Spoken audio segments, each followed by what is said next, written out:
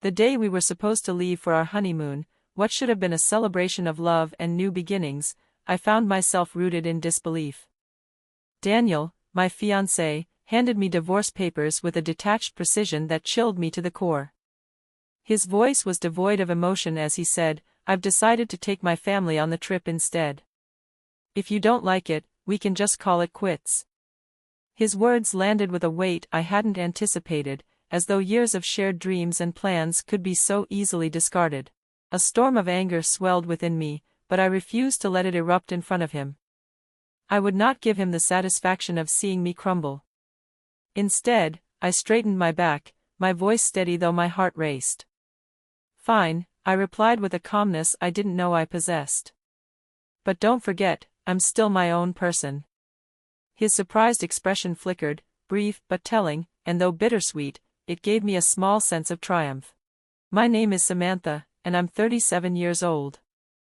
By day, I work as a real estate agent, a job I love for its balance of independence and interaction. I'm surrounded by supportive colleagues, and professionally, my life is stable, even fulfilling. But outside the office, there's a nagging sense of emptiness. My personal life feels stagnant, ordinary.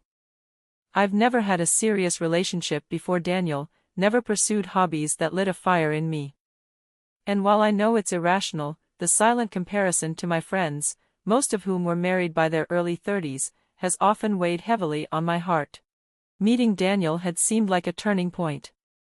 Introduced through a mutual friend, he was 3 years my junior and carried an air of quiet confidence. His charm wasn't showy but understated, and his easy smile made me feel at ease in a way I hadn't before. Daniel wasn't one for long conversations, but he listened with a focus that made me feel truly seen. It was new, and I quickly became drawn to his steady, grounded presence.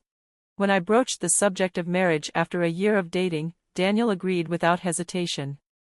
It felt like a validation of the future I had begun to imagine for us.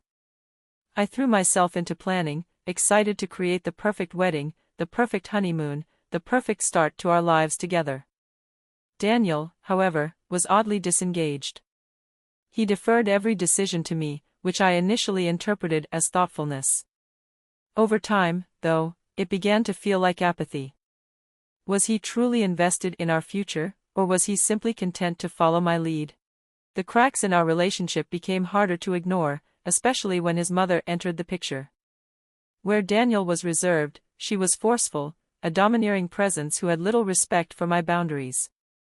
From the start, she made her expectations clear. "Samantha, once you're married, you'll quit your job and focus on the home, right? You're almost 40, after all. If you don't prioritize children now, you may never get the chance. Daniel works hard, it's your duty as his wife to support him." Her words grated on me, steeped in antiquated ideals I had no intention of embracing. My career in real estate wasn't just a job, it was a part of my identity, something I had worked tirelessly to build. Yet she saw it as a flaw, not an achievement. "A woman who earns more than her husband, that's not attractive. Can you even manage household chores properly?" she once sneered. Cooking, cleaning, laundry, those are the things a wife should focus on. What stung most wasn't her blatant criticism but Daniel's silence. He never defended me, never countered her biting remarks. His indifference left me questioning whether he was truly the partner I could rely on when life became messy. Still, I clung to hope. Maybe marriage would bring us closer. Maybe Daniel would become the dependable husband I needed. Yet a gnawing fear lingered. What if I was wrong? What if I had rushed into this relationship out of a fear of being alone, of running out of time to start a family? As the wedding plans moved forward, I threw myself into organizing every detail. The honeymoon became a particular focus, a distraction from my doubts. "We should plan the trip soon," I suggested one evening. "This might be the only chance for a long vacation for a while." "Sure," Daniel replied, his tone as casual as if I'd asked what he wanted for dinner. When our dream wedding venue turned out to be booked for the next 3 years, I floated a daring idea. "What if we go on the honeymoon first? We don't have to wait for the wedding to take the trip." "If that's what you want," he said with his usual nonchalance. His lack of enthusiasm stung, but I pushed the feelings aside. I chose Europe, envisioning us exploring cobblestone streets and historic landmarks, savoring the kind of adventure that would deepen our bond. Yet as the departure date approached, the unease within me grew louder. Now, standing here with divorce papers in hand and Daniel's icy words still echoing in my mind, I felt both devastated and oddly relieved. I had been clinging to a relationship built on fragile foundations. And while the ending hurt, it also brought a stark clarity. It was time to rediscover myself. I had caved to my mother-in-law's demands in the past, reluctantly swallowing my discomfort for the sake of peace. But this time, I knew giving in would set a precedent I could never undo. I was determined to hold my ground, yet she seemed impervious to reason, brushing off my concerns with a practiced air of dismissal. "It's just common sense for the husband's parents to join the honeymoon," she said with mock surprise, her voice tinged with an almost theatrical disappointment. "I can't believe you don't want us there. I thought we were becoming a family, but clearly, we have very different ideas about what that means. How sad." Her words were laced with a subtle venom, and the faint smirk tugging at the corners of her mouth revealed her true intentions. I could feel the calculated weight of her manipulation pressing down on me, and I knew Daniel wouldn't resist her spell. "Samantha, what's the problem?" he said, his tone a mixture of impatience and exasperation. "They're my parents. Isn't it perfectly normal for them to come along on the honeymoon?" I took a deep breath, grounding myself before responding. "It's not possible," I said firmly. "The reservations are for two, and, honestly, I've never heard of parents joining a honeymoon. It's supposed to be a private trip." His frustration boiled over. "I didn't realize you disliked my parents so much," he snapped, the accusation stinging like a slap. Then, as though the conversation were beneath him, he added coldly, "That's enough, just leave for today." The dismissal was like a door slamming shut, and it left me reeling. As I turned to go, I caught a glimpse of his mother's face in the narrow crack of the door, her lips curled into a triumphant smile, her victory as sharp and cutting as a blade. The sight struck me like a blow, leaving me to stand alone in the hallway, the weight of betrayal settling over me like a shroud. Why did Daniel always take her side? Why was I, time and again, cast as the villain in our story? The questions circled in my mind, relentless and heavy, as tears blurred my vision. Later that evening, my phone buzzed. It was Daniel. "Check if it's possible to add my parents to the trip. If not, cancel this one and book something we can all do together. Be rational, Samantha. We can work this out if you reconsider."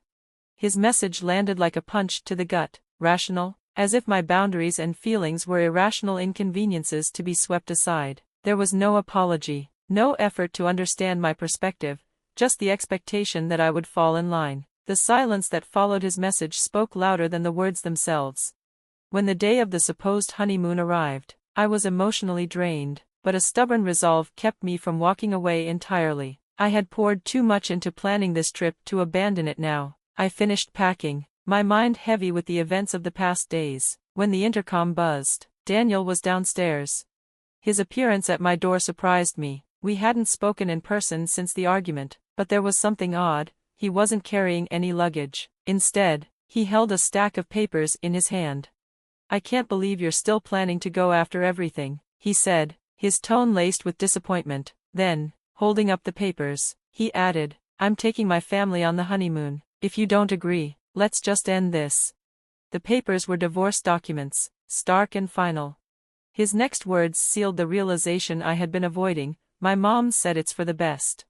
The bitter chill of his words washed over me. In that moment, it became clear how little regard he had for our relationship. The man I thought I knew, the man I believed would protect and cherish me, was nothing more than a puppet, his strings pulled tightly by his domineering mother.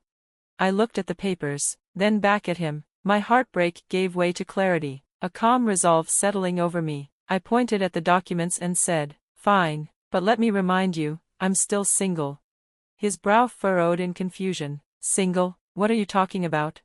I held his gaze, my voice steady and clear. "Have you forgotten, Daniel? We agreed to delay registering the marriage until the wedding day. You even said, if you're okay with it, Samantha, then I'm fine with it too. The certificate is still sitting in the drawer. Divorce or not, there's nothing to dissolve. Legally, we were never married."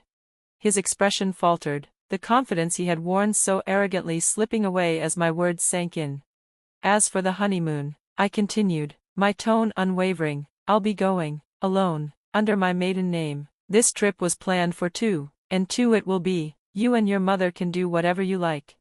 For the first time, Daniel looked truly shaken, his composure crumbling under the weight of my words. I watched as he struggled to find a response, but I was already done. The door closed behind him with a sense of finality, and I felt something I hadn't in a long time, freedom. The weight of his family's suffocating grip was gone, and with it, the fear of living a life defined by their whims. I wasn't walking away from the future I had dreamed of. I was stepping into a future where I could reclaim my identity, my independence, and my happiness, on my terms.